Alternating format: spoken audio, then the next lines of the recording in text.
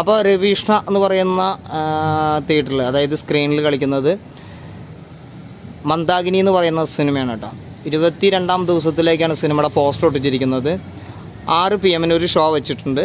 നല്ലൊരു സിനിമയാണ് കേട്ടോ. നല്ലൊരു അഭിപ്രായം കിട്ടിയിട്ടുള്ള നല്ലൊരു കോമഡി സിനിമയാണ്. അപ്പം തന്നെ ഗുരുവായൂരമ്പല നടയിൽ ഇത് നമുക്കിവിടെ നോക്കുമ്പോൾ കാണാം.